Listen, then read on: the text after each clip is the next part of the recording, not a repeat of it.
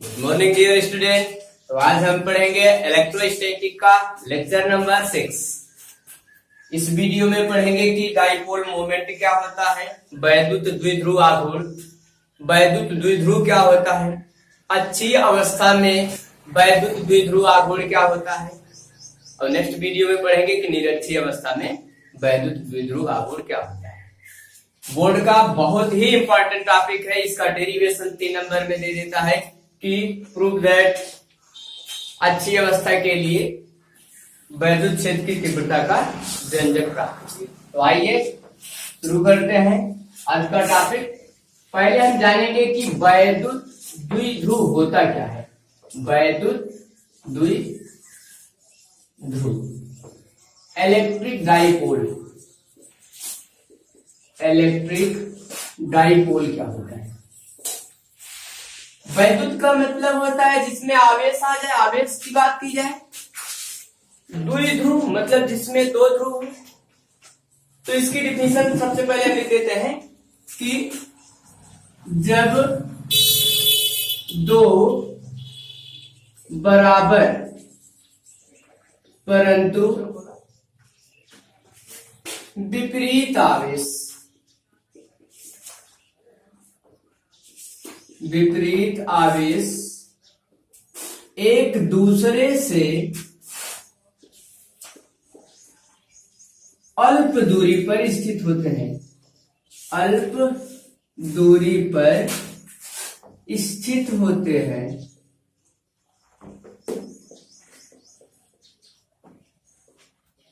तो यह समायोजन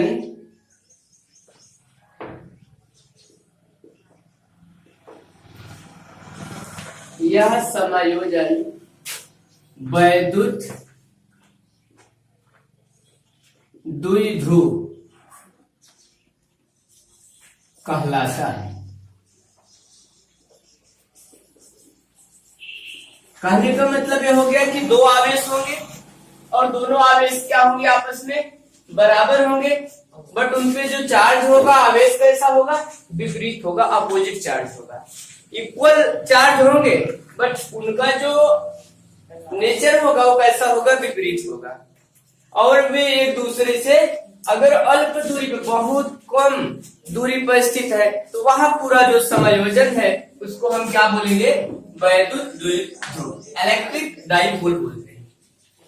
मान लीजिए दो आवेश है, एक माइनस क्यू आवेश है, एक प्लस क्यू आवेश है, बराबर है, चिन्ह विपरीत, एक दूसरे से अल्प दूरी पर स्थित है। तो यह प्रक्रिया पूरी क्या कहलाती है, वैद्युत द्विध्रुव कहलाती है, वैद्युत द्विध्रुव कहलाती है। एक और होता है वैद्युत द्विध्रुव आघूर्ण, जिसको हम बोलते हैं इलेक्ट्रिक डाइपोल मोमेंट।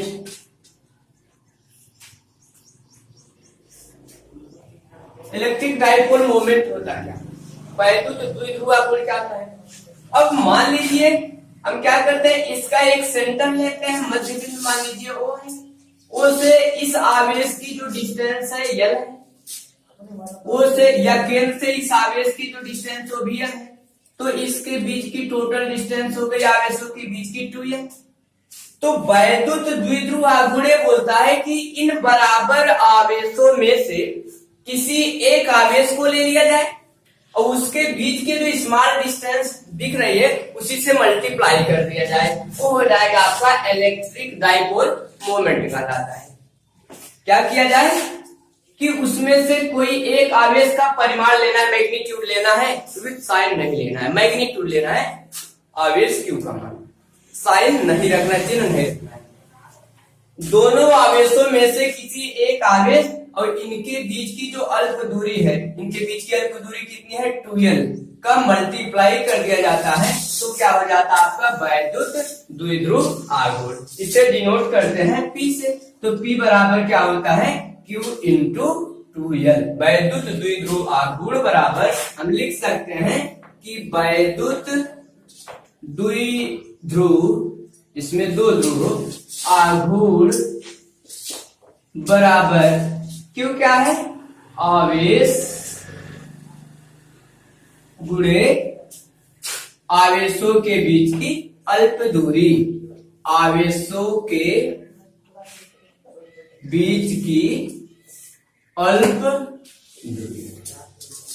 अगर यहां से इसके हम यूनिट की बात करें, इसका मात्रक क्या होगा, मात्रक की अगर हम चर्चा करें तो मात्रक हो जाएगा, ध्यान दीजिए आवेश का मात्रक क्या होता है, कूलम, कूलम इंटू बीच की डिस्टेंस, डिस्टेंस का मात्रक मीटर, तो हो जाएगा कूलम मीटर। डायमेंशन फार्मूले की चर्चा कर ले।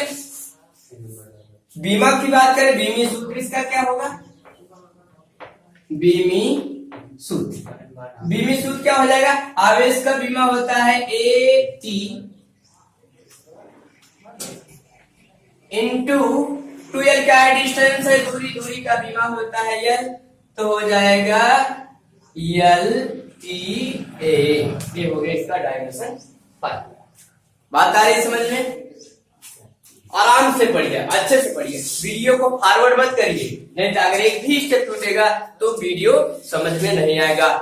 तो एक एक पॉइंट पे ध्यान दीजिए, एक एक पॉइंट समझाने का प्रयास करेंगे, वीडियो को लास्ट तक देखें।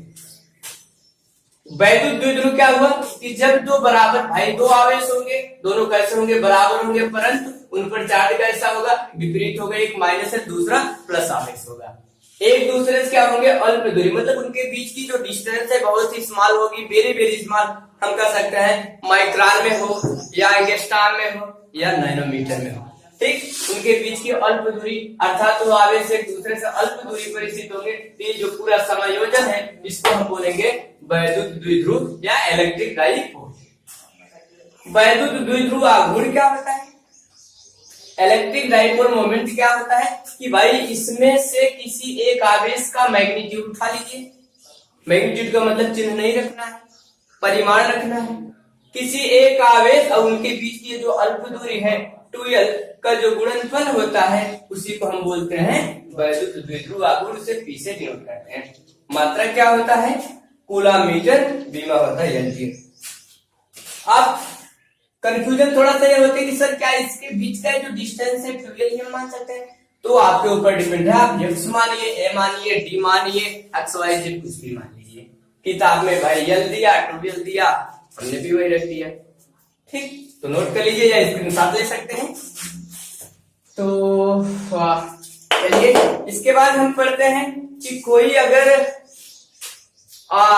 डाइपोल है, वैद्युत द्विध्रुव है, उसके अक्षीय अवस्था में, मतलब उसके अक्ष पर अगर कोई एक बिंदु लिया जाए, उस पर आपसे कहा जाए कि find electric field due to dipole moment. किसी वैद्युत द्विध्रुव के कारण उसके अक्षीय अवस्था के लिए इलेक्ट्रिक फील्ड अर्थात वैद्युत क्षेत्र की तीव्रता ज्ञात कीजिए। तो आइए देखते हैं कि अक्षीय अवस्था के लिए वैद्युत क्षेत्र की तीव्रता, इसे मिले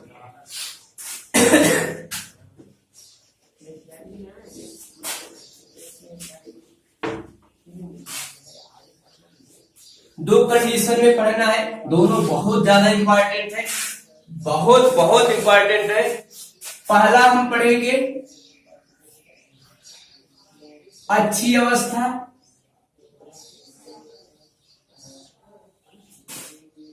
अक्षीय अवस्था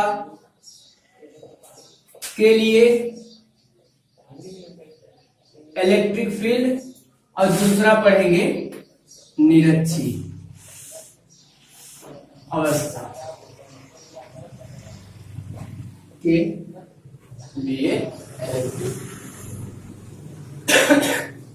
तो चलिए सबसे पहले हम चर्चा करते हैं कि अक्षीय अवस्था के लिए इलेक्ट्रिक फील्ड कितना होगा। तो मान लीजिए मेरे पास है एक छोटा सा स्मॉल सा डाइपोल, ये रहा माइनस क्यू आवेश प्लस क्यू आवेश, इसके बीच की अल्प डिस्टेंस है, मान लीजिए इसका मिडिल पॉइंट ओ है, यहाँ से डिस्टेंस L, यहाँ से डिस्टेंस L। अब आपसे कहा जा रहा है कि मान लीजिए इसके मध्य बिंदु से R दूरी पर एक बिंदु P है, यहाँ पे एक बिंदु P है और इस P बिंदु पर इलेक्ट्रिक फील्ड फाइंड कीजिए वैद्युत क्षेत्र की तीव्रता। अच्छी अवस्था में अक्ष पर है, एक होता है बाइसेक्टर ऑफ परपेंडिकुलर, मतलब इस डाइपोल के परपेंडिकुलर, इसके परपेंडिकुलर मतलब चाहे इधर हो चाहे इधर हो, नहीं अच्छी अवस्था बोलेंगे।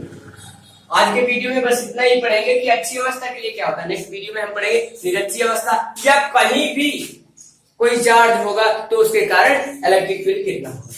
तो मान लिया गया इसके सेंटर से, इस डाइपोल के सेंटर से r डिस्टेंस दूरी पर at the point of P एक बिंदु P, इस P बिंदु पर हमको फाइंड करना है इलेक्ट्रिक फील्ड कितना होगा, वैद्युत क्षेत्र की तीव्रता कितनी होगी। अच्छा थोड़ा ध्यान दो, यहाँ से A माइनस क्यू आवेश है, A भी इलेक्ट्रिक फील्ड उत्पन्न करेगा, वैद्युत क्षेत्र उत्पन्न करेगा।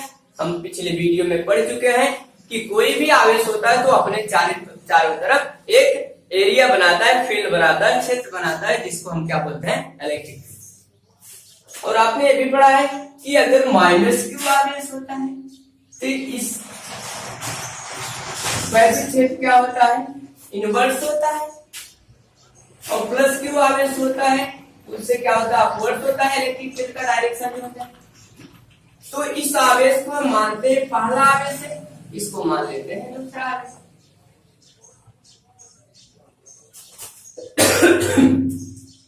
इस पहले आवेश के कारण इस पर उत्पन्न वैद्युत क्षेत्र की तीव्रता को हमने माना E1, माइनस है तो इलेक्ट्रिक फील्ड का डायरेक्शन ऐसे होगा, E1 हो गया। ये प्लस क्यू आवेश है या दूसरे आवेश के कारण इलेक्ट्रिक फील्ड का जो डायरेक्शन है ऐसे, इसको हमने माना बिल्कुल। यहाँ एक बात विशेष ध्यान देना है, हमने क्या किया, E1 का जो एरो है छोटा बनाया और E2 का एरो बड़ा बनाया, इसका भी कुछ मतलब है। ध्यान दो, E1 क्या है, पहले आवेश के कारण उत्पन्न वैद्युत क्षेत्र। अच्छा यहां से पहले आवेश से ए बिंदु का जो डिस्टेंस है ज्यादा है और इस आवेश से इस बिंदु का डिस्टेंस कम है, और दूरी जितनी कम होगी इलेक्ट्रिक फील्ड उतना ज्यादा। तो इस आवेश के कारण ज्यादा इलेक्ट्रिक फील्ड उत्पन्न हुआ, इसलिए इसका एरो हमने क्या किया, बढ़ा। तो हमारा कहने का मतलब है E2 का जो मान होगा वो ग्रेटर है किससे, अगर हम कहें E1 से, E1 का मान फाइंड करें, या हम लिखे माइनस क्यू आवेश के कारण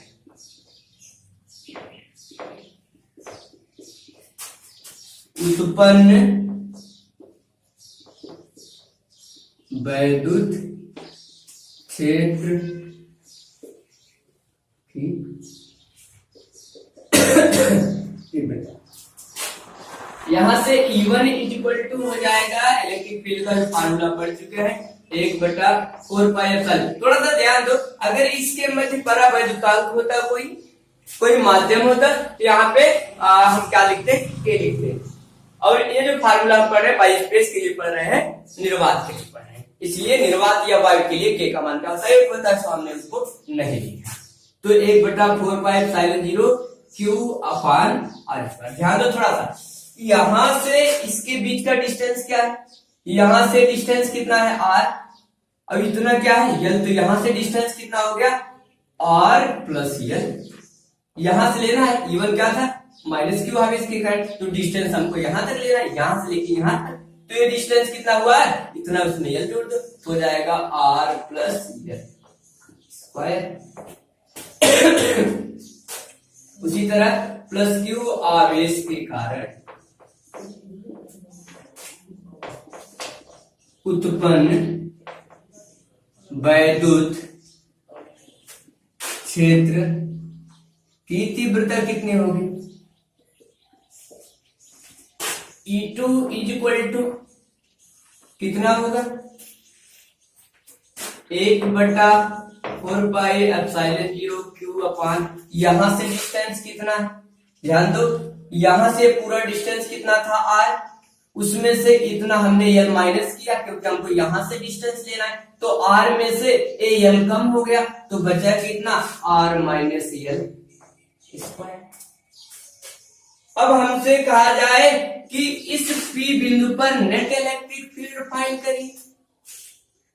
P बिंदु पर नेट इलेक्ट्रिक फील्ड कितना होगा, तो हम ऊपर बताते हैं थोड़ा सा।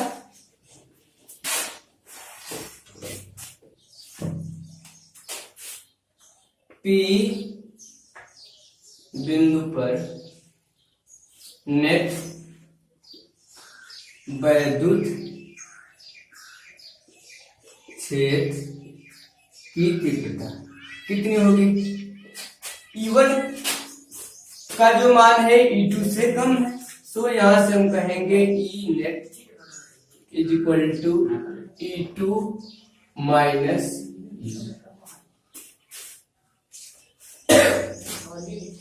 E2 का मान पुटअप करिए, यहां से कितना है 1/4 पाई एप्सिलॉन 0 क्यू अपान r माइनस l का होल स्क्वायर।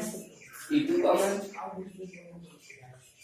माइनस E1 का मान पुटअप करिए 1/4 पाई एप्सिलॉन 0 क्यू अपान r प्लस l का होल स्क्वायर। कोई दिक्कत, दोबारा सुनो, यहां से E1 क्या है पहले आवेश के कारण उत्पन्न वैद्युत क्षेत्र, E2 क्या है दूसरे आवेश के कारण उत्पन्न वैद्युत क्षेत्र मतलब प्लस क्यू आवेश के कारण।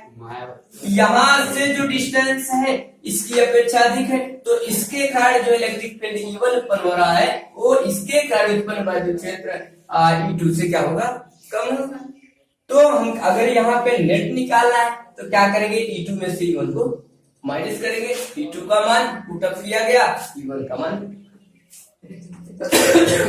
यहां से कॉमन मिला कुछ तो हो जाएगा E net is equal to, common क्या मिला है 1/4 पाई एप्सिलॉन 0 इंटू क्यू, तो उसको हम बाहर किए 1/4 पाई एप्सिलॉन 0 इंटू क्यू, तो अंदर बचा 1/r माइनस l का होल स्क्वायर, माइनस में ये पूरा निकला ये निकला बचा 1/r प्लस l का whole square. 1/4 pi epsilon 0 into Q 1/4 pi epsilon 0 into Q common किया गया 1/r माइनस l का whole square minus 1/r plus l का होल स्क्वायर। इसका एलसीएम लीजिए तो हो जाएगा E net is equal to 1/4 pi epsilon 0 into Q, लघुत्तम क्या होगा r माइनस l का होल स्क्वायर इंटू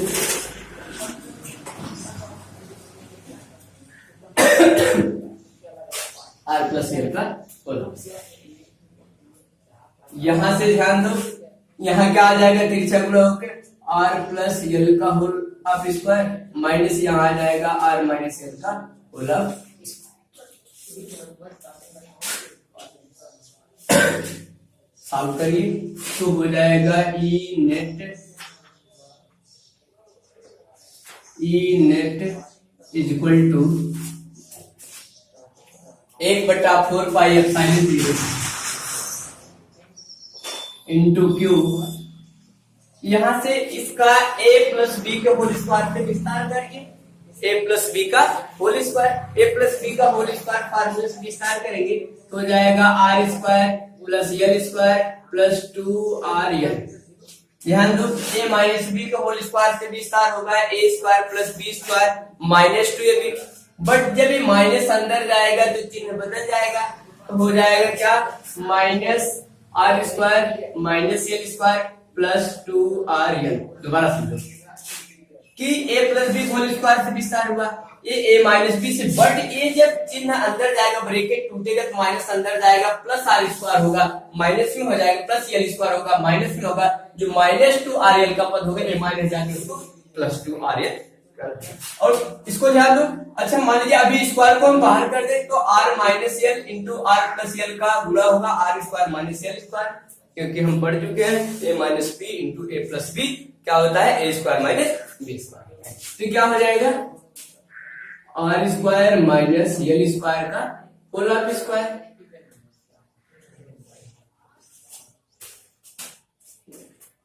तो यहां से आ गया e net is equal to 1/4πε0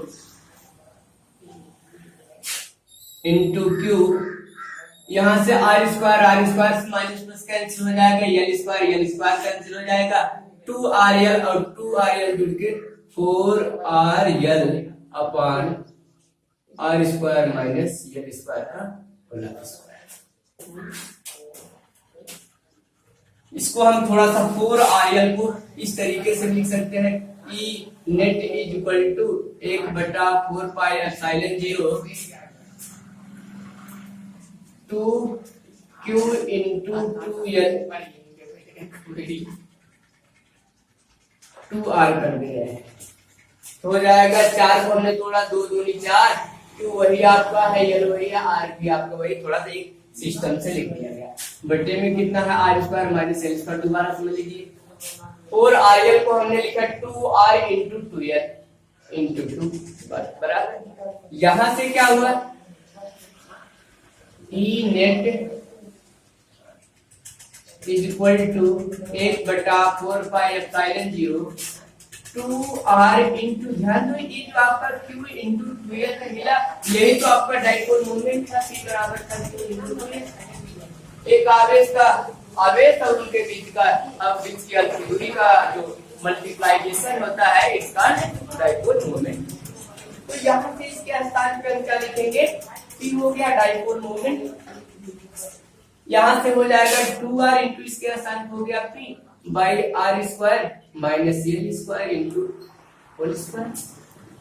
यहां से आ जाएगा आपका ई नेट इज इक्वल टू 1 थोड़ा सा ध्यान दो यहाँ से कि यल क्या है, यल 2l क्या था इन आवेशों के बीच की अल्प दूरी। अगर 2l अल्प दूरी है तो यल बहुत स्मॉल हो, किसकी तुलना में इस r की तुलना में हम लिखेंगे r की तुलना में